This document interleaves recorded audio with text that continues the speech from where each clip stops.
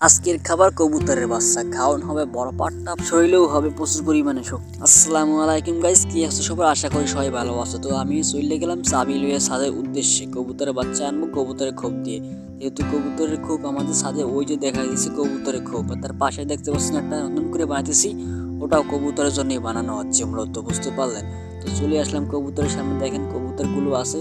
তো এখন আমার তালা খুলতে হবে, সেই জন্য তালা খুলতেছি। যেহেতু এক হাতে তালা মোবাইল আমার, আর এক হাতে তালা খুলতে হবে, এই দুটো সমস্যা হইতেছে, আপনারা একটু কনসিডার করে নেবেন। তালা খোলা হয়ে গেল।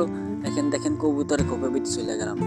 এটা ভিতরে ঢুইকা, এমনি তো শীতের দিন, আরও শীত পয়ালেছে, বুঝতে পারলেন? কবুতরের যে উড়াউড়ি সব উড়িয়া ঘোপ থেকে বাইরে হয়ে গেছে, বুঝতে পারলেন? আর দেখেন প্রায় মোটামুটি আল্লাহ দিলে প্রত্যেকটা ঘরেই কবুতরের বাচ্চা আছে কম বেশি, বুঝতে পারলেন? এই যে আজকে উপরে এই দুইটাকে নেওয়া হবে, যদিও আমি ভুল করে ফেলাইছি, এগুলো নেওয়ার কথা ছিল না, নিতে কইছিল যে অন্যতা, এগুলো কইছিল যে পাইলে বড় করবে, বুঝতে পারলেন? আর লইয়া গেছি এগুলো, আর এগুলো তো এখন করা কিছু নাই, জবাই দিয়ে এখন খাওয়াটাও হয়ে গেছে। যখন ভিডিও বানাইছি করা কিছু নাই, ভুলবশত নিয়ে ফেলাইছি, এখন আর কিছু করার নাই। সামনে কবুতর আরো বাচ্চা আছে, সেগুলো পাওয়ার চেষ্টা করবো, যখন এগুলো খাইয়ে ফেলাইছি। তো কবুতরের বাচ্চাগুলো দেখতে খুবই সুন্দর। তো কবুতর খোপ থেকে বের হয়ে গেলাম এবং তালা আটকাইতে খুবই কষ্ট হচ্ছিল।